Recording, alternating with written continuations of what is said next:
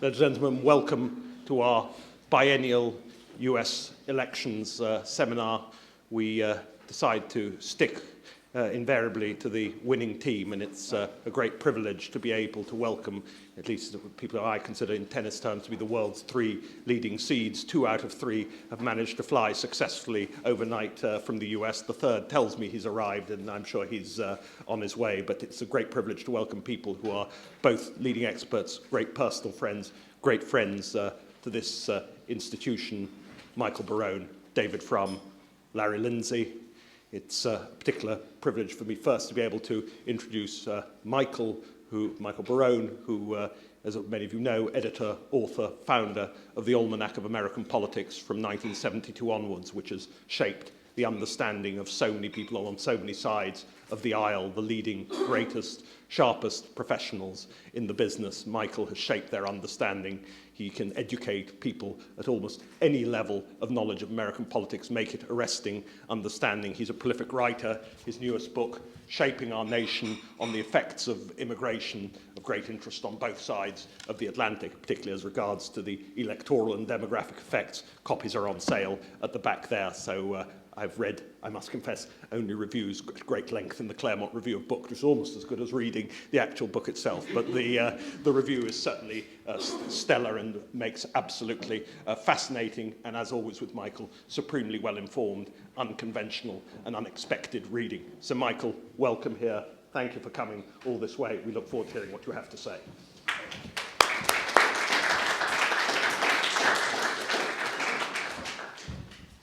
Well, thank you, Dean, very much, and it's very good to be here and with friends in the audience. Dean was unkind enough to have mentioned that the first edition of the Almanac of American Politics was dated 1972. I like to say that it's highly unusual for the first edition of a book of this nature to have been written by someone at the age of 4.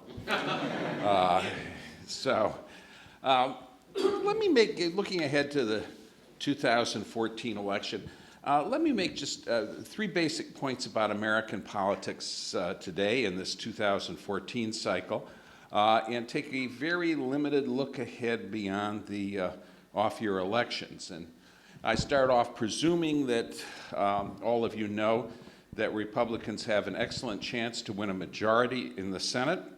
I never use the term control the Senate because the Senate is, under Senate rules, no one controls the Senate. You have a majority there. Republicans have got a serious chance of taking over 7 Democratic-held seats in states carried by Mitt Romney. They seem to be making serious challenges in 7 more that were target states, or nearly so, in the 2012 election. I'm not going to go down all the lists and the varying waves of polling that are coming in, but we can talk about that in questions if people, period, if people have questions. Republicans need a net gain of 6 seats for the majority. They've only got about 1 or 2 of their seats that seem to be in jeopardy. In the House of Representatives, Republicans start off with a strong position with 234 seats, majority's 218, and they have a basic fundamental advantage, which is that Mitt Romney, despite losing the presidential election, carried a majority of House seats in the 2012 election, 226 seats. And one of the reasons that's important is because we seem to be in a period of a lot of stability of party preferences. I've long argued that politics in America tends usually to divide voters along cultural more than on economic lines. I think that continues to be the case today. The demographic variable most highly correlated with voting behavior is religion, or a degree of religiosity, with the more religious in each sectarian group, except Black Protestants, more Republican, the least religious or secular, more Democratic. In addition, over the last 20 years, Americans have increasingly been voting straight party tickets. When I was growing up, people liked to say, I vote for the man, not the party. I guess that's politically incorrect to use the word man at this point, but that was the sort of feeling. The fact is, very few Americans, voters, are doing that. In 2012, only 26 of the 435 congressional districts voted for the presidential candidate of one party, and a House candidate of others. That's only 6% of the seats. That's the lowest percentage of seats since 1920. And I wasn't around for that cycle, I have to tell you. It's just about the lowest since the old days before the Australian ballot, when the government didn't print ballots with all the parties listed. The parties handed out ballots with just the Democratic Party or the Republican Party listed. The people didn't split very many tickets in those days because it wasn't easy to do. Well, they're voting that way again, and it strikes me we've almost become as party-minded as British voting. We don't have the complication of tactical voting here, as you do in your system, where you have, what, 2.5 parties, 2 2/3, 2 3/4, something like that. In this setting, the best indicator in recent years of a vote in a Senate race or a House race has been the president's job approval rating. Kind of simple. 2012, Barack Obama's job approval rating was 50% approval. He won 51% of the popular vote. Currently, his job approval is 44%. That's a bit above his low last December, but it's still well under 50. Voters disapprove of his performance on the economy. We do not have the perception in the United States that we're in a period of economic recovery. The National Bureau of Economic Research told us that the recession was over in June 2009. About 60% of American voters think it's still on, and we're going on 5 years after the NBER scored it is over. If they continue to disapprove of what the Democrats call the Patient Protection and Affordable Care Act, I will call it Obamacare, by a 41% approve, 52% disapprove. That's a result that's very different, I think, from what the Democrats were expecting when they passed this law. We're going to give people free stuff, they'll like it, they said. And we'll just, shouldn't be any trouble, we'll just have our computer guys put out a website. Well, I suspect all of you have read about the problems with the Obamacare website in the initial October 1st target date and so forth. So if Obama's approval had been 44% in 2012, instead of getting 332 electoral votes, he would have gotten something more like 191. Mitt Romney would have been president. And that leads me to my second point, which is the same demographics which aided Obama and Democrats in the presidential elections works for Republicans in single-member districts. And I mentioned that's really the answer of why we have a straight-ticket voting country, but we have a Democratic president and a Republican House of Representatives. And that demographic fact is clustering. The fact that heavily Democratic voting blocs, blacks, Hispanics, and what my friend Joel Kotkin has dubbed gentry liberals.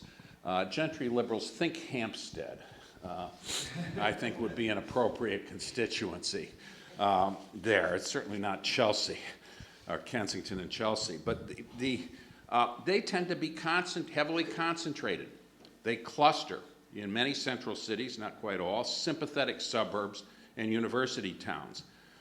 This helps Democrats clinch more than a dozen states in the District of Columbia with about 170 electoral votes, leaving them only 100 more to go.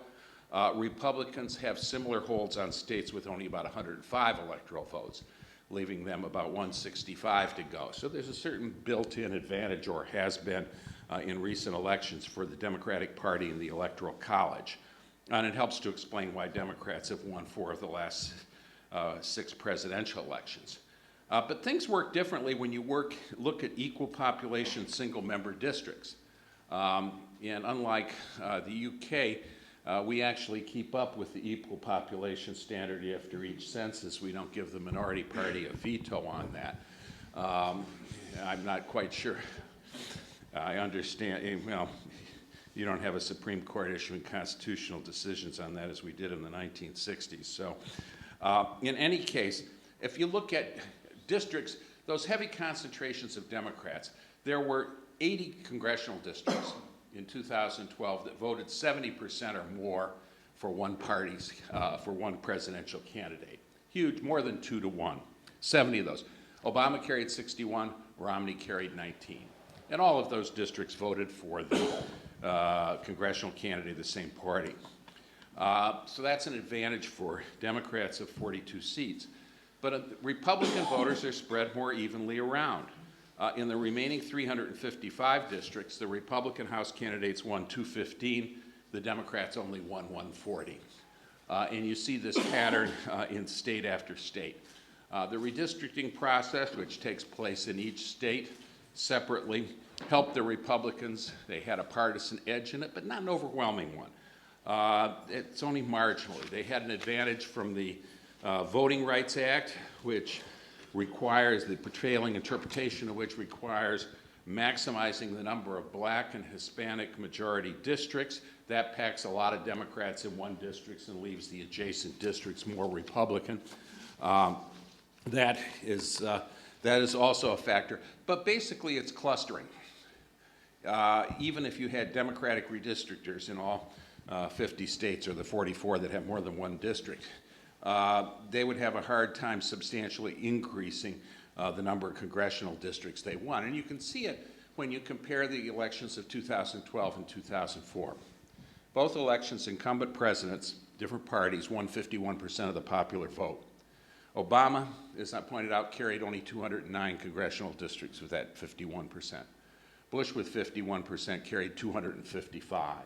So there's a powerful effect there in favor of Republicans currently having and keeping likely to hold the House of Representatives, and they in fact have elected majorities in 8 of the last 10 elections for House of Representatives, even as we have been voting 4 out of 6 elections for Democratic presidents. Let me turn to my third point, which is that demography is destiny, but only up to a point, as Lord Copper was told in the best book ever written on journalism, Evelyn Waugh's Scoop. It matters only to the extent one side or the other comes out ahead in the battle of ideas. If you make a straight line extrapolation from the 2000 exit polls, when Barack Obama won the election overall 53-46, you might predict doom for the Republican Party. And lots of analysts did. Some of them delighted Democrats, but many of them not. Straight line extrapolations got you that way. Why? Because two increasingly segments of the electorate that are inevitably going to be larger segments of the electorate in the years ahead voted hugely margins for Obama. Hispanics, about 8% of the electorate in that election, they voted for Obama 67-31. Voters under 30, the so-called millennial generation, voted for Obama by a 66-32 margin. I suggested to Republicans at that point that the mistake they made before that election was in failing to amend the Constitution to raise the voting age to 35. Obama carried voters over 30 in 2008 by 1 point. Romney carried them in 2012. But those numbers have been shifting. The Gallup poll organization took all of its polls for calendar year 2013 and compared Obama approval ratings with what they had showed in November 2012. What they found is that Obama approval among Hispanics declined from 75 to 52%. That was the biggest of any demographic group they measured. Among the millennials, Obama approval dropped from 61% to 46%. And both those percentages were very close to the percentage of vote Obama actually got in the 2012 election. And I think the reason is not hard to see. Obama's policies have not worked well for these groups. He imposes higher health insurance premiums, Obamacare does, under those under 35 to subsidize those 50 to 64. That's progressive politics. You take from people that have negative net worth and you give to people that have peak lifetime net worth. I hope the Labor Party doesn't think of that. The job creation has continued to be dismal. You've got many young people overloaded with college debt, little to show from it. Hispanics have been suffering from sluggish job creation. Immigration rates are way down. No net migration from Mexico to the U.S. 2007 to 2012. And the Obamacare Spanish language website, totally blank for 2 months, and then turns out to have been written in Spanglish. Somebody that doesn't use Spanish words good. The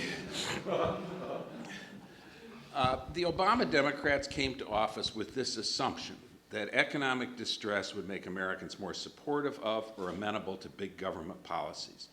They would embrace the idea that a competent, caring big government would protect them against downside risk and help them achieve upward mobility. And for millennials and Hispanics, that really has not been the case. And I think the performance of this administration and Obamacare has tended to discredit the big government enterprise generally. How much so, I'm not sure, but I think people have been seeing that the U.S. government behaves about as competently as the government in Mexico. That is not a compliment. It's not clear to me that the congressional Republicans or the gaggle of presidential candidates, potential presidential candidates, has presented anything in the nature of congenial policy alternatives. I think some are working on that. But I do see the Republican primary voters who were happy to nominate provocative Senate candidates in 2010 and 2012, some of whom went on to lose seats, now seem to be taking their responsibilities more seriously. And some of those provocative candidates have, in fact, been injecting new ideas into the party and into the policy discussion. The Mike Lee, Ron Johnson, Marco Rubio, Ted Cruz, Rand Paul. And that leads me to look ahead for just a minute to the 2016 presidential election. Initial polls show Hillary Clinton far ahead for the Democratic nomination. A whole bunch of Republicans basically tied. Nobody really knows them well. In general election, Hillary Clinton is running far ahead of Obama's job approval at 50% or more of the vote. Other Democrats run way below Obama's job approval. And I think that's a fascinating fact in a country that has been voting on party lines very much in line with the president's job approval. As I mentioned, starting in '92, Democrats have won 4 of 6 presidential elections.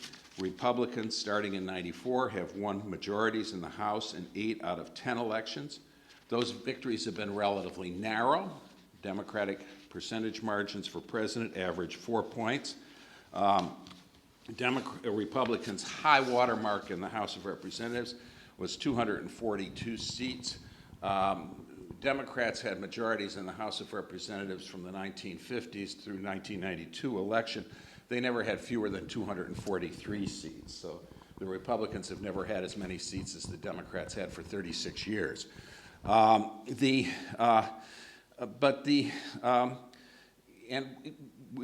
68 to 88, it was generally assumed that Republicans had a lock on the presidency, Democrats a lock on the House of Representatives. That no longer is true. And looking ahead at these numbers, I just want to speculate for a minute about a possibility of reversal of form. Just as in the early 90s, Bill Clinton won the presidency when most people said Democrats didn't have a chance, and Newt Gingrich led the House to led Republicans to win a majority in the House when people didn't have a chance. What are the other potentials? Well, most likely, we're going to see Hillary's numbers or the other Democrats' numbers converge toward the Obama approval. But there's 2 other possibilities that I think are out there in a non-trivial way. One is a big Clinton victory, though probably accompanied again by a Republican Congress, as Bill Clinton was for 6 of his 8 years. The other is a Democratic collapse like that of 1920, if not of that magnitude. You'll remember Woodrow Wilson was cheered in Paris in 1919. Barack Obama was cheered in Berlin and Oslo in 2008, 2009. They were both going to save the world. Wilson's party was repudiated. Democratic nominee in 1920 won only 34% of the vote. Republicans won 302 House seats. The thing that's got me thinking that is a question from the Pew Research poll, which is, do you want a president who offers different policies and programs or one who follows similar policies and programs? The result, 65% different policies, 30% similar. That's striking. It may just be a misleading number and not to be replicated, but it suggests to me that there's at least some possibility of this long period of stability morphing into something else. Thank you, Mark.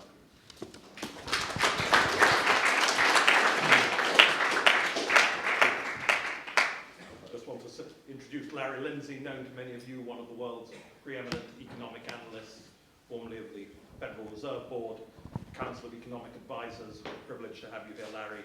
As you say, you can do more. You can walk and chew gum at the same time. You do political analysis too. We're looking forward to that and a wider set of thoughts. As for David Frum, I'm not sure where he is. I hope he's here, but I may have to invite someone else to do cephalological karaoke to compliment do the triple billing. Larry, a warm welcome. Thank you. Everything I've learned about politics has been from Michael Barone. Michael, I only have one complaint about the Almanac of American Politics. It comes out every 2 years and the day after the midterm elections. I always ask my assistant to get a copy of the one for the next election, but it actually takes you time to write it. I mean, I expect it instantaneously, but oh well. I'm going to walk through, I agree with everything Michael said. I thought I'd walk through it in a little more granular way, and because I'm an economist, a numerical way. And let me start with, here we are, what our country looks like. And so you see the two coasts and everything in the middle. And that's actually, Michael mentioned that it's a cultural difference, and that's actually culturally how we divide geographically. Now, what we start with when we build a model, a political science model, is what the bias of the state is. And the way we compute it is we compare how the state voted on average in the last 5 presidential elections compared to how the country voted. So for example, you'll see New York is 11% on average more Democratic than the country. Texas is roughly 10% more Republican than the country. And in a time of party voting, that is a pretty good predictor of who's going to win the Senate seat from that state. But we aren't completely a party country. And so a second factor to keep in mind is incumbency advantage. Now, the thing about, I'm sure it's true here as well, although I understand your MPs don't necessarily have to come from the district in which they represent, ours do. And if you do, you tend to know everybody, particularly in a small state. You know, went to high school with them, friends, and even people of different parties, therefore, might vote for someone. So a couple of examples. My favorite is the state of Maine, where Susan Collins is running in a Democratic state. But last time she was up in 2008, she ran 20 points ahead of the top of the ticket. Well, I'm sorry, when you're running 20 points ahead of the top of the ticket, it takes a disaster for your party to actually be wiped out. And I would predict that even in a Democratic state, Susan Collins, way up there in the Maine upper right corner, is probably going to win. My home state, Virginia, is a slightly Republican state, and I will predict this is not going to be a good year for Democrats in Virginia. But my incumbent senator, Mark Warner, is well known in the state. He had a 13% incumbency advantage, meaning in 2008, the last time he was up, he ran 13 points ahead of Obama. So even if it's going to be a bad year for Democrats in Virginia, I think that Warner is probably going to hold on. So you have to take both things into account when you want to predict which way the Senate is going to do. And the first thing we do is we let the computer do the calculating. And so we assume no particular bias in the way the country is going to vote. And we simply let the computer predict which way each state is going to go. And when we do that, we end up with a Republican gain of 9. So everywhere you see a D with a minus sign, Oregon, Montana, Colorado, South Dakota, Minnesota, Arkansas, New Hampshire, West Virginia, North Carolina, all of those are states that the computer would say should be going, switching from a Democrat to a Republican. And there are no, what the computer tells us is there are no Republican states that should go the other way. Why is this year so Republican-oriented? Well, it really doesn't have a lot to do with policy, although policies will affect things. It has to do with the Constitution. So what happened 6 years ago? We have a new president. What happens when we have a new president? He brings in new members of his party into both the House and the Senate. And we call it coattails. You vote for Obama, you vote for your Democratic Senate candidate. Well, in practice, that means that a lot of people who would not necessarily the strongest candidates or behave in office as the strongest senators got swept in. Roll the clock forward 6 years, those same weaklings are up, and they're going to get defeated because they shouldn't have won the first time. As one political leader told me, gee, if we'd known we were going to win that seat, we would have run someone stronger. And that's part of the problem here. So actually, when you look at what the computer says, Republicans will gain 9. Now, I have learned painfully that I should never ignore my computer, because my computer last time said that Barack Obama was going to win with 51.5% of the vote, and we actually got every state right, or excuse me, the computer got every state right, except for New Hampshire, so 49 out of 50 ain't bad. Late in the campaign, I looked at some polls, as a lot of did, that suggested Romney was surging, and I changed my mind, and I was wrong, and the computer was right. So I will acknowledge the computer is probably right, but that doesn't prevent me from trying to improve on it. And that's what we have, is we think in the end the gain is going to be 6 seats. Now, why do we think the Republicans are going to underperform? There are 3 things that matter a lot in deviations from party voting. The first is enthusiasm. Sometimes voters are more enthusiastic or less enthusiastic about their party. There is no question that Republicans are more enthusiastic this year than Democrats. Republicans truly dislike Barack Obama and just can't. It says that today we're at the 13th. So if you ask any Republican, they will tell you it's 2 years, 8 months, and 7 days to go. Not that anyone is counting. So, but Republicans are. They were all going to turn out. Democrats, for the reasons Michael said, are a little bit disappointed in the president, and so their turnout will be down. The second is money. And in spite of what one may think, Democrats have raised and will continue to raise and spend more money than Republicans in their congressional races. It's as simple as that. You think of Republicans as being rich, well, there are a lot of rich Democrats too. We Republicans tend to think maybe they made their money too easily, and that's why they're giving their money away to Democrats. Who knows? But there they are. But in addition, Democrats have special interest groups, particularly labor unions, which are a natural source of money and manpower. So Republicans are going to be outspent, and that's an advantage for the Democrats. The third is technology. And this is something that has really changed.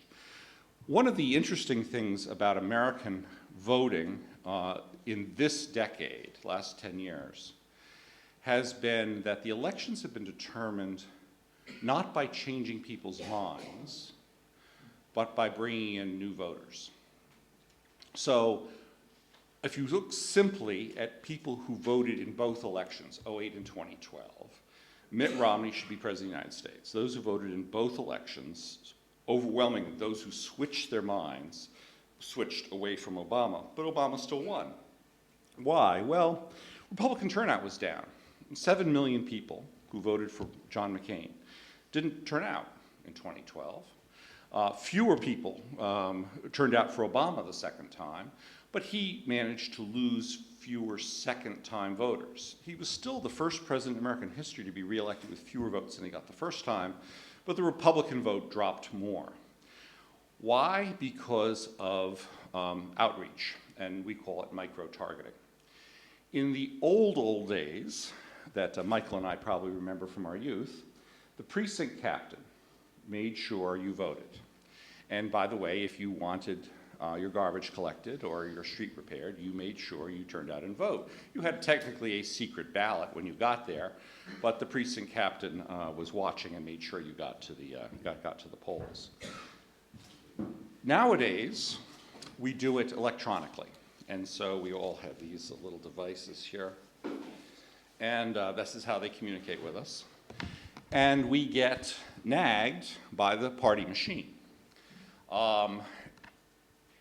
In 2004, John Kerry was certain he had won the presidency, largely because he had performed in Ohio the way he expected to perform in Ohio.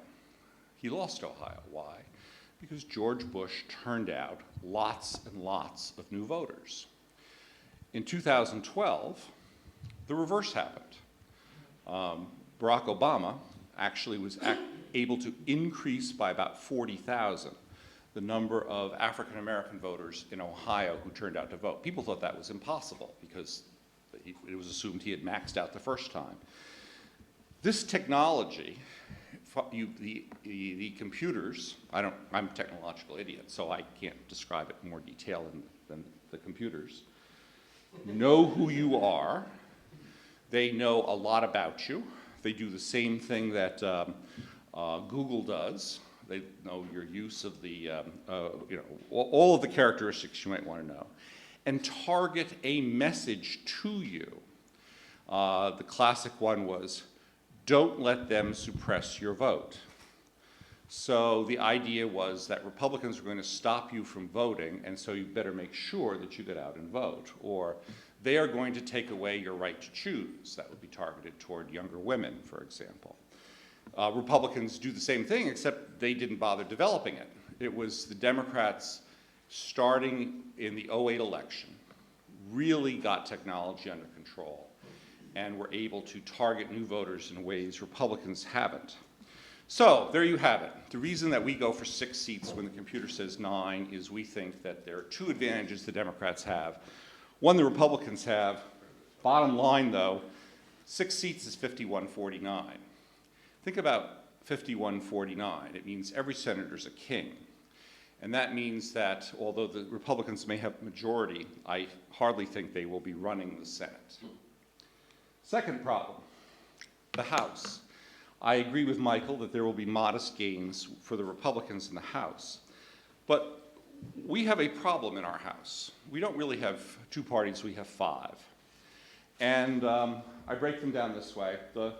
On the Democratic side, we have a group of what I would call party line Democrats who never break ranks. And we have a group that I don't know why they call them blue dogs. Michael might be able to explain, but they call themselves blue dogs. Because they're not yellow dogs. Oh, they're not. Oh, I see. Because they're not yellow dog Democrats vote Democrats because they're Democrats. They'd even vote for a yellow dog if he was a Democrat. And they're not. I see. That's a good. Thank you. I appreciate. That's why Michael is the genius, and I learn everything from him. They're still dogs, I guess. I don't know. I don't get it. But they're down to 19. Used to be that the blue dogs were about 1/3 of the Democratic caucus. They're now about 1/10 of the Democratic caucus. Now let's look at the Republican side. You've got about 60 hardline Republicans who will not vote for a compromise no matter what. You've got about 60 leadership Republicans whose job it is to get a compromise bill through. And you've got 105 Republicans who the leadership can persuade. So you're John Boehner, and you try and get a compromise bill through. You think of that as a center-right bill. Well, you can get to 185. 90% of the Democrats are never going to vote for you, and 60 of your own Republicans are never going to vote for a compromise, so you can't get a center-right bill through. You can either get a party line Republican bill through, but that goes nowhere, Or if you actually have to pass something, meaning you have to get through a Democratic Senate and you have to get the president to sign it, the leadership Republicans have to team up with the Democrats to get a center-left bill through. Now, this is vaguely dysfunctional. The question is, will 2014 change that? So what we did was we took a look at who was at risk, and there are tier 1, tier 2, tier 3 targets, depending on how seriously they're at risk. But I would just look at the bottom. Same groups. The party line Democrats, basically 77% don't even have to campaign. They are going to be returning to Congress. The same is true of only 31% of the compromising Democrats. Some of them are retiring. They tend to be in Republican-leaning states. Most of them will be annihilated. And on the Republican side, the hardline no folks are also shoo-ins. They hardly have to campaign. Who are the vulnerable Republicans? The answer is they're the leadership Republicans in the middle. So even if you have a Republican gain in the House, which theoretically should make John Boehner's job easier, you're going to have a more partisan divide in the House and less ability to get compromise legislation through. So under this scenario, you might get Republican bill through the House, Republican bill through the Senate, vetoed by the president, and we still go nowhere. So I leave you with one last point. The urgent will continue to crowd out the important.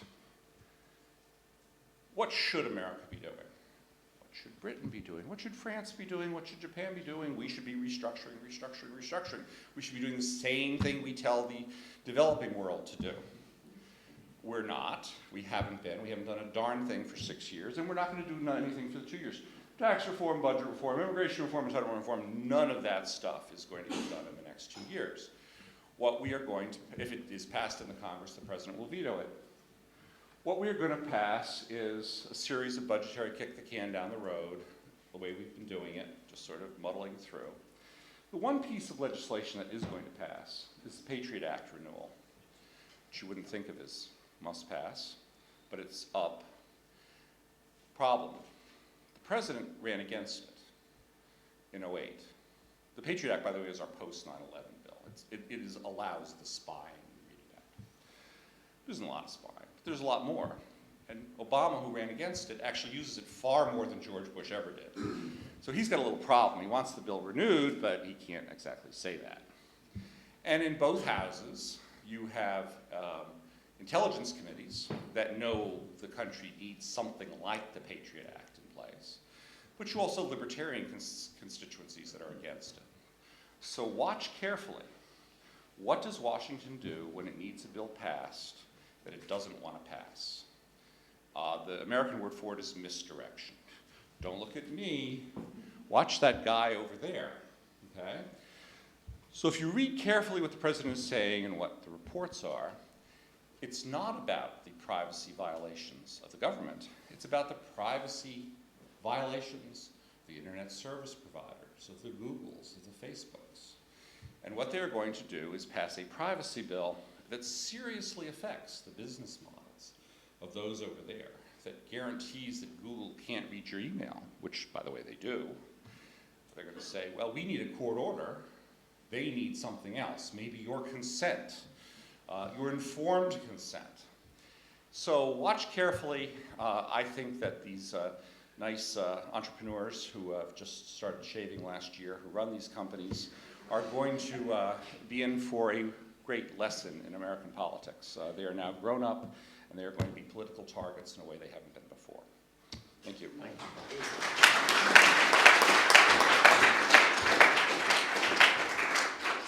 Larry, thank you for that brilliant presentation. It's a great privilege now to be able to welcome David Frum, rather like the Northern Alliance cavalry at Mazar-e-Sharif when the Taliban were overthrown. He's arrived by accident at the perfect moment now, really absolutely brilliantly on cue to overwhelm all intellectual opposition, as he always does. David, always happy to welcome you. Delighted you're now here also as one of our trustees. And that our trustees normally want to stay below the radar. You're here, shine up in bright lights. Welcome. Thank you for coming. We look forward to hearing what you're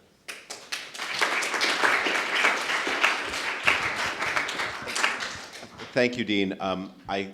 have just arrived by plane, and I thought that the audience here might prefer if I arrived a few minutes before the speech, washed, rather than a few more minutes before that, unwashed. I thought that would maximize everybody's utility. I want to talk a little bit about the impending large changes to come in the American political landscape. We have really been living with stasis in the United States for the past 4 years. Since the elections of 2010, nothing much has altered. President Obama was elected in a great wave in 2008, achieved in 2009 and 2010 major changes, the most dramatic democratic program since the middle 1960s. I think it can be compared to the LBJ program. And then he was checked by the change election, the congressional election of 2010. And since then, Congress has and the president have emerged face-to-face in a series of confrontations and stalemates of often it would be wrong, though, to depict these stalemates as inaction because they often result in terrifying actions, including 2 debt crises that very nearly destroyed the world financial system. So when we talk about stasis, it is not a stasis of inertia, of no one doing anything, but rather huge social forces coming into play against one another. Behind this appearance of immobility and of gridlock have been powerful driving changes in American society. I'm sure that Michael Barone talked about them. But we have been experiencing in the United States simultaneously the most severe economic, at this point I don't really call it, the most severe economic slump since the 1930s, at the same time as we have been having rapid demographic change, ethnic and generational. Those are bad things to pair because it breaks the bonds both of optimism and of social cohesion that are necessary to do difficult things. Larry Lindsey just talked about how the society doesn't do difficult things. Well, there's really no wonder. And one of the ways to think about why, for example, the president's health care program has been so bitterly controversial is to understand how these things come together. Before the Affordable Care Act was passed, the population of the uninsured was between 25 and 30% foreign born. That's not to say they were not citizens, not to say they didn't have every right to be in the country, but they were migrants, people who had been born somewhere else who had now arrived in the United States, and between a quarter and a third of them lacked health insurance. Meanwhile, those Americans who were over 65, who are a population that was overwhelmingly white, had one of the most generous government insurance health care programs on the planet, Medicare, which is astounding. It covers everything. It had always been true, it had previously been true, that Americans were worried about the sustainability of Medicare. But one of the great American beliefs is that the future will be better than the past. Daniel Boorstin, in his Great History of the United States, has a large chapter on real estate fraud. And on the false promises that have been made since the 19th century to people who buy real estate. And he suggests that the people who perpetrated these frauds weren't exactly criminals. They were just people who had difference in telling the difference between what existed now and what surely must exist in the very near future. When they said the town had a school, they meant it would have a school. When they said the town had water, they meant it would have water. Well, in the same way, when we think we have a financing scheme for Medicare in place, we mean it'll show up sooner or later because we're going to have a much richer future and we can borrow from that. What happened after the crisis of 2009 was Americans began to believe 2 things. The first was the future is not going to be better than the past. And when we borrow from the future, we are not borrowing from the future. We are actually engaged in a much more zero-sum competition right now. And it's noteworthy that of all America's ethnic groups, the most pessimistic are white Americans. Latinos, Asian Americans, African Americans are all more optimistic about the future than white Americans. In fact, African Americans are, when you then subdivide white Americans between those who do have a college degree and those who don't, and those who do have a college degree have done better, and you would think they would be more optimistic, they are still the second most pessimistic group in the economy in the society after non-college white Americans. So the possibility that you could borrow from the future to fund the things that existed, that seemed to be closed off. And instead, you had a much more zero-sum inter-ethnic competition. The president's healthcare plans called for financing his new program with taxes on the rich, with withdrawals from the Medicare program, things that they insisted nobody would ever miss, but there would be withdrawals from them, originally estimated at about $500 billion over 10 years, which even in America is a lot of money. And of course, there were internal subsidies within the insurance program that would tend to benefit those people who are less healthy at the expense of those who are more healthy. It was not hard to put together a story that what the president was doing was taking money, taking health care from the native-born and elderly, whiter population, and transferring it to a foreign-born, browner, younger, and sicker population. And in a context where people don't have a lot of economic optimism, where they don't believe the future will be better than the present, that is a formula for trouble, and trouble is what we have had. And I think one of the ways I think that is most helpful to talk about what the Tea Party is, and has been. The Tea Party is often represented as a libertarian movement, and there are a lot of drum majors who want to drop a libertarian drum and fife at the front of that parade, but that's not what the Tea Party has been about. The Tea Party is a movement that exists to defend the vested claims on the American fiscal arrangement of older, whiter, native-born Americans. And in that, it's very analogous to movements we see all over the developed world, where people confront many of the same problems that we have in the United States. It's not different from what is going on in France. To be cynical about it, you could say that UKIP, the French Communist Party, and the Tea Party are all more or less engaged in the same project. Now, here are some things that are about to change, that are going to bust open the stasis of the past 4 years and create a new political landscape. The first is that the overall health of the American economy is improving, and in particular, the budget situation is improving. That this mesmerizing budget deficit that we've all been talking about for 10 years, like a lot of problems, I say this as a person who's made a lifelong habit of procrastination, I discover that rather more problems go away if you do nothing than get solved, then go unsolved. And the deficit problem, the immediate-term deficit problem is fading at the fastest pace since the end of the Korean War, and that is going to mean that suddenly there's a little bit more fiscal room, that government can think about doing things again, and whether that is repaying debt, whether that is financing new programs, whether that is tax cuts, we're going to have a debate about what government can do that is going to be different from the debate we've had over the past 4 years. The second change that is going to occur is at the same time as the overall health of the economy is improving and the overall financial picture of governments at the state and federal are improving, very little of that change is filtering through to the typical person.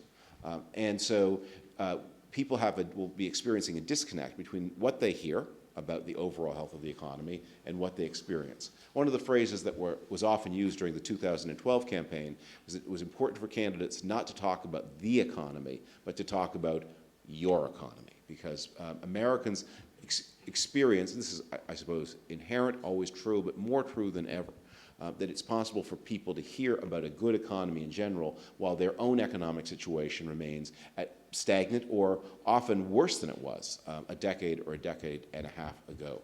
Remember what the experience of the individual American middle-class person has been like over the past dozen and a half years. From the dot-com bust, and we have had a notional, the stock market looks like it's recovered from the shocks of 1999 and 2000. But remember how many people sell at the bottom of a market and buy at the top. And for those many individual savers, that catastrophe has never been recovered from. Then the housing boom and bust, and all along the way, wages stagnant, Americans borrowing first against their housing equities, and then failing to save adequately in order to sustain current consumption. Meanwhile, the elements of middle-class life, especially university education and healthcare, have been rising at rates much, much greater than middle-class incomes. And the British have their own cognates, which are the impact of housing prices on middle-class expectations. Basically, whenever you want to understand anything that college education is to America what housing prices are to the British. It is the thing that the typical family thinks about with despair and fear and misery all of the time, except for those very, very lucky few who manage to play the system very, very well. So we are going to have a change in the fiscal situation. We are going to have continuing pessimism, mistrust of government, and alienation, and that is going to be highly ethnically coded. You hear a lot of talk about how millennials vote one way and their elders vote a different way. When you, however, break out white millennials, they don't look very different from older Americans at all. The reason the millennials vote in a different way is because they are much less white. But white millennials show many of the same views that when you add on the big question about trust in government, that they are, white millennials are more skeptical than not, while their non-white counterparts are less skeptical than not. And although there are some gaps between white millennials and their elders, that may be a cohort effect rather than a real, that may be something that's going to change as they age. But that feeling that that it's up for grabs who the government is working for, that vested claims that are regarded by some as morally powerful are being challenged, new claims are being presented, and the new claims and the vested claims, there isn't room for both. That is going to be, again, a feature of even post-crisis politics. And the last thing that is going to move the earth is a gathering sense of foreign policy danger. Americans will impress you with how manfully they are disregarding all the news from Ukraine. That is a story that has not made any kind of impression on the United States at all. Neither have the stories from the South China Sea. But the sense that President Obama came to office on one overwhelming promise, which was to make it safe for Americans to withdraw from the world.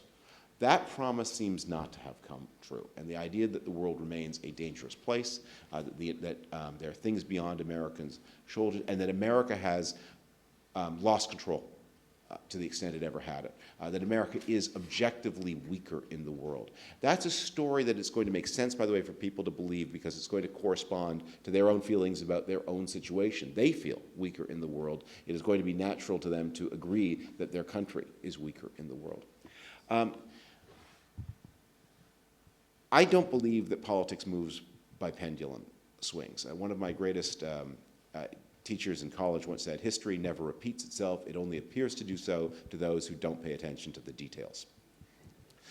It is more a question of kaleidoscope turns, in which things that we are familiar with gradually recombine and change. And some of the basic elements are always present, but they are present in new forms. What we call conservative politics today is very different from the conservative politics of the 1980s. The conservative politics of the 1980s was much more hopeful, much more emphasis on entrepreneurship. The conservative politics today is much more about the defense of certain people's vested rights and expectations against claims they regard as illegitimate by others. We are going to go through another one of those turns. A turn that will be taking place against a rising perception of instability, danger and lack of control of the world beyond America's borders, a sense of pessimism about the ability of the United States to influence those changes. The United States is not going to respond to those threats by becoming more active. My guess is it was going to respond to those threats, and I think all of us here will do our part against that, but we have to be prepared for the weight of political evidence that the United States is going to respond by becoming less active. We are going to have more opportunities to do things at home as the budget room intensifies. The budget debate is going to recede and be replaced by a debate over taxing versus spending. I think we are we're minutes away from one of the Republican candidates for 2016 announcing his or her big tax cut plan. We haven't had one of those in a while, but we're about to have one. And all of this is going to be happening against a background of disaffection and alienation, especially among white Americans, that has not improved despite the statistical overall improvement of the American economy.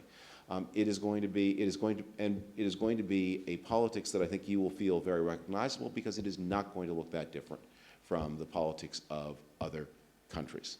That we are going through very similar kinds of changes across the developed world. We're under very similar kinds of pressures.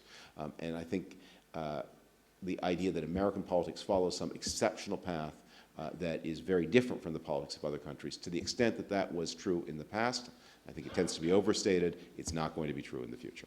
Thank you.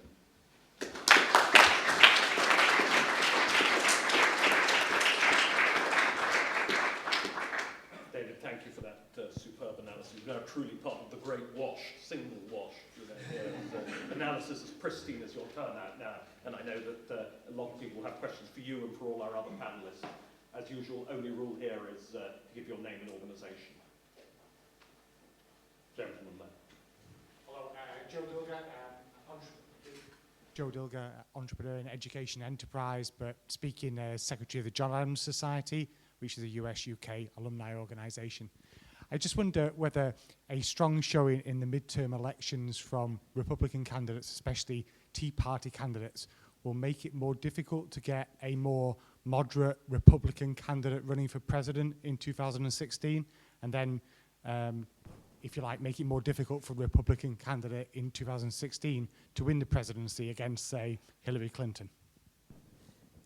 Well, a more moderate candidate. One area where I'd agree with David is that the issue in policy front, I mean, you're going to see some candidates come out with tax cuts, but I'm fascinated that Republicans have finally, to a large extent, gotten off the idea that if we can just repeat the Reagan tax cuts, we can repeat the Reagan 2 election victories and so forth. It's a different time. There are different needs. There are different things going on. So I think the Republican nomination is going to be more determined by who the candidate is, what their skills are, and what their, what original vision they give, and so forth. It's, you see polls and these candidates, the numbers are 14, 13, 13, 12, 11, 9, statistically, all the same. People will learn more about these people as they campaign. And, I think it's interesting. There's a suggestion, the Tea Party people are weird or idiots. Some of them actually are pretty smart and have come up with some interesting public policy suggestions. I mean, I mentioned in my talk Mike Lee, among others. Senator Ron Johnson has come up with some interesting things. Marco Rubio. These are people that are actually, in some cases, pretty smart and may have something to offer. So we'll see how that works out. Many of these primaries are sort of pictured as the Tea Party versus the establishment. Yeah, the establishment's pretty weak, and the Tea Party is a label that's applied to a lot of different people who have different views and emphases. David. I think the term moderate is one that really should be banished from analysis of American, because it doesn't mean anything, or rather it means so many things as not to be a tool. I don't think the Republicans are going to be as likely, if they make gains in 2014, to overinterpret their victory as in 2010. I spent a lot of time in the aftermath of 2010 talking to Republicans who really refused to grasp the idea that winning an election with 38% turnout is a different thing from winning an election with 55% turnout. They would not believe it. I think the back-to-back experience of 2010 and 2012 has driven that point home, that this is a non-representative electorate in which the Republicans are about to do well, and they're not going to have the mandate of heaven coming out of it. And I think there'll be a lot of imperatives on the party to be cautious. There's some Democrat. I don't know if the term trolling is used in British Slack, but some Democratic trolls are suggesting there's going to be a big impeach Obama movement after the election. That seems to me very unlikely. The problem with the term moderation is we use it to mean three different things. Many, but the three stand out. The first is a politics that is less culturally reactionary. I think to some degree that has begun to happen on issues of gay rights. I think but because of the intense commitment of Republicans to the anti-abortion position, there's just a limit to how far you can go. And it means that Republicans, some people might say, why don't the Republicans separate their feelings about abortion from their feelings about birth control? But because of the way birth control technologies are perceived by their core pro-life constituencies, there's not a lot of retreat from where the Republicans can be on issues having to do with women's autonomy. So there's some possibility of movement on cultural reaction, but some limited. Larry, sorry. Second, it is sometimes thought to mean a more middle-class economic agenda. Almost zero interest in the Republican Party in that, despite Mike Lee, because the taboos, the problems, the tools you're allowed to use don't achieve this end. So you'll hear talk about a more middle-class agenda, but you can't do it because when they actually get to write the tax bill is going to concentrate on, America's wealthy are more heavily taxed today than at any point since the early 1980s, and they're really mad about it, and they're prepared to write really big checks to bring that situation to an end. The third thing it's sometimes used to mean, and this is where is that the donor pool of the Republican Party has made moderation a euphemism for immigration. And what is happening here is that immigration reform is becoming in American politics a little bit what the debate over the euro was in British politics in the early 2000s. That is a debate that is completely severed from any of the underlying stated reasons for the project. And each one of those stated reasons are shown to be false. That has no impact whatsoever on the commitment of the great and good to believing this is the answer, both the political answer and the policy answer. And that's going to be a very divisive issue, especially if Jeb Bush runs. It is going to be the central, because he's going to combine a highly non-middle class oriented economic policy with a very permissive policy on immigration, and is going to try to persuade people that those are different things rather than different aspects of the same thing. David and I need to have a conversation about economics, but let me talk about another way of looking at it. Because one thing we all agree on is I really think this Tea Party label is kind of created by the press. I think a better way to look at what the vote is going to be is establishment versus people who are disaffected from the establishment. And I say that as someone who has been part of the American governing class now for 30 years. We've done a lousy job. We've messed up. The American governing class has done a terrible job of running America, okay? Everyone knows that outside of Washington and New York, who are the beneficiaries of this. They're mad as hell, and they have every right to be. So what the real challenge is going to be, I think, within the Republican primary, and I also think it's going to be true in the general election, is who can credibly make a claim to govern while at the same time not be part of the governing class. And that's going to be interesting. I frankly am not part of the Hillary is a shoo-in group, because if you look at her resume, she was co-president for 8 years, then senator for 8 years, then Secretary of State for 4 years. I mean, how can she separate herself and saying, I'm not part of the establishment? And depending on who the Republican candidate is, I think that is actually going to be the issue, which was your question about 2016. I don't think it's Tea Party, moderate, stuff like that. I think it's establishment versus anti-establishment. Other questions? Gentleman there. Jeremy Thomas, Interested Spectator. If I could take Michael and Lawrence back to the issue of millennial voters, which, if I understood your argument correctly, Obama won with a social benefits and rights-orientated agenda the first time, and lost some of when he stood for election the second time. We in Britain see the Labour Party very much evolving a social benefits and rights-orientated agenda for the elections coming up. How far do right-of-centre parties need to reconsider their attitude to millennial voters, whom they have often hitherto in the past thought would be more likely to go to the left of centre, and to try to win them for a better future and for the optimism which, as David said, holds society together, by making an offer based more on education and infrastructure. In short, a picture of a better future. Well, I think that's one of the big tasks that Republicans have perhaps a little embarked on, have some ways to go. I would take a little bit of an issue with David on the millennials in that, there's some signs, despite the fact that there's a higher percentage of blacks and Hispanics, particularly Hispanics, among millennials, there seems to be some real shifts, or at least some indications. I mean, the recent Harvard Institute of Politics study of millennials, which had a sample size of, I think, 3,000, 5,000. It was a large sample size. They said the party identification from those ages 18 to 20, that is, those who have sort of come of post-high school age in the Obama years, was 41 Democratic, 38 Republican. That's a statistical tie. And that's a group that is more non-white than the population generally.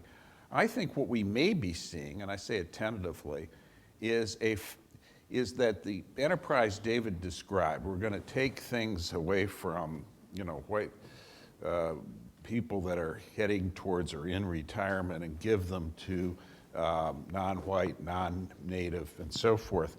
I think the administration attempted to do that, but the incompetence of their policies, and in particular on Obamacare, and the fact that it zaps millennials, they subsidize the 50 to 64s.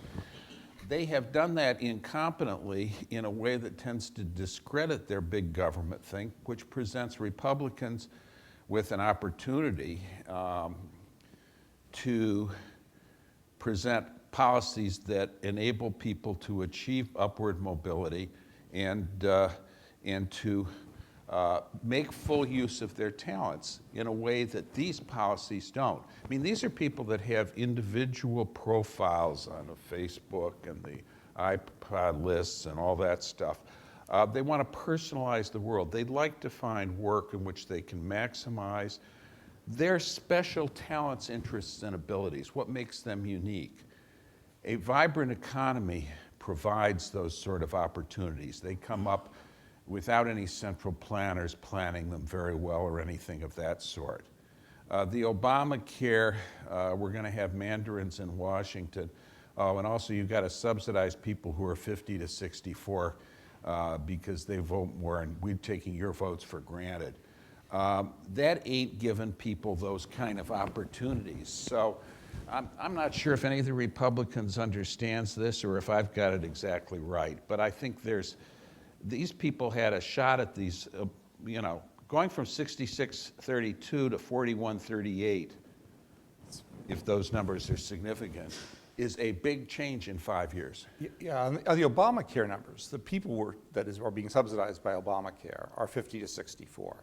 And if you look at the 2012 vote, you basically had a linear trend to vote more Republican as you got older, except in 50 to 64.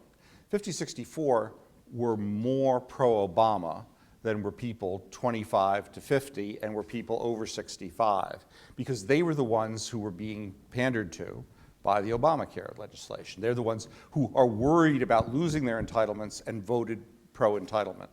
So I actually think it's a much more complicated demographic. Yeah, picture. I mean, in benefiting the older at the benefit of the young, I asked a White House advisor, I said, why did you do that?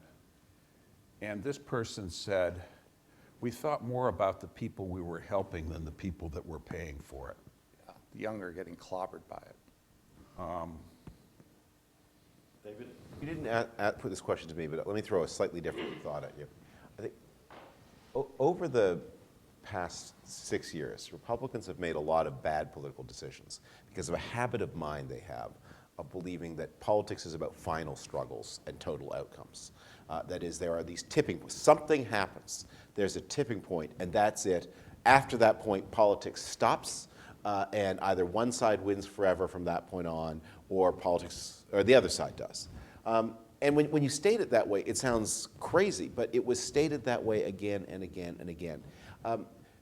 Suppose, every advanced country other than the United States has some form of universal health coverage. And every single one of them that's a democracy has a right of center party and a left of center party. And they find plenty of things to argue about. And often, even in countries with universal health care, the right of center party over the past dozen years can boast way more impressive achievements than anything that has been achieved by the right of center party in the United States.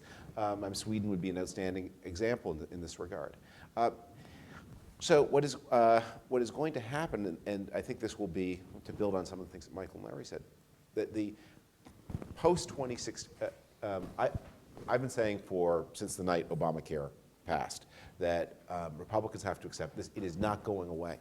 This is a fact of American politics, but it doesn't mean that then the Democrats win forever and the country moves ever steadily leftward. On the contrary, the problems inside Obamacare are going to be the raw material out of which the politics of the future is built, and exactly the kinds of things that some people win, some people lose. And the winners will gravitate to the defense of these vested rights, and the losers will gravitate to politicians who can articulate a critique. And if those are right-of-center politicians who can join their critique of the way Obamacare works in reality to other things that are also important, you will find new kinds of coalitions. And it's not a, hence my insistence, politics is not a pendulum. It's not a tipping point. It is a constant recombination of existing elements and new patterns. One final question. You want to see? Lady there. Thank you. Kate Maltby, Bright Blue. David, you and I have talked before about the need for the Republican Party to represent the real demographic of America, the need for candidates who are not necessarily white and male and all the rest of it, and the need for the Republican Party to detoxify in the way that the Tory party has struggled with. Just a simple statistical question. I know Larry and Michael have talked about this a bit, looking at the midterms, do you see any hope for that in terms of the actual candidates who are coming through this time? Well, Republicans have made, I think, a lot now, especially about female recruitment. They think of, and they've been reasonably successful at it. They think a lot about minority recruitment. They've been less successful at that. The difficulty Republicans have in solving this problem is Republicans are very much a leadership-focused party, and they always believe that the answer to the question at hand is a who and not a what. And so what you'll find is recruitment, lots of who's, but not so much success in breaking through the whats that make it difficult for even a black male candidate, a white woman candidate to do as well, crossing some of those barriers, because they are bound, because the party's taboos on the issues that keep away new demographics are very strong. The taboos on, especially the issues because the abortion issue has been defined so maximally. That's why Republicans find themselves in these fights about whether health care plans that cover all kinds of other things should also cover birth control. Why is that a fight? How did that argument arise? Well, it's because of the imperial claims of the pro-life constituency. Until you have a more modest pro-life constituency, you're going to continue to stumble again and again into those arguments over women's autonomy. I take some issue with that. I mean, you do see some interesting Republican candidates that are minority. I mean, Senator Tim Scott, black senator from South Carolina, he's actually a pretty smart guy. I didn't have that impression the first time I talked to him, but I've seen him at greater length and so forth. He's an impressive guy. We have, Do you even know there was a black Republican senator? Yes. Yeah. There may be another one at Oklahoma. In Oklahoma, right. Depending on the outcome of the Republican primary. You've got 2 Hispanic governors. You've got 2 governors of Indian descent. You've got in southern states, in Louisiana and South Carolina. The Republicans, on cultural issues and so forth, I would distinguish between 2 of them, as I think David did. I mean, the same-sex marriage issue, opinion has changed enormously. And by the way, there are 2 openly gay Republican candidates running in districts that they may win: Richard Tisai in Massachusetts, 6, and Carl DeMaio in California, 50. Those are coastal seats, Boston suburbs and San Diego. North County, and so forth. So that's an interesting thing. You know, to some extent that's being settled in state courts, and there clearly is victories for same-sex marriage, and I think that's, you know, just going to be mostly set aside as a major divisive issue. Abortion, you hear talk about it. You know, Republicans suffer from unfair coverage in the press. The press is always pressing Republicans. What about cases of rape and things? Well, you know, how many abortions in the case of rape are there? And by the way, is there any bill anywhere to, you know, prohibit that? No. Why don't they ask about Barbara Boxer's statement that the baby isn't born until you take it home from the hospital? Do you agree with that or disagree? Why don't they ask Democratic candidates?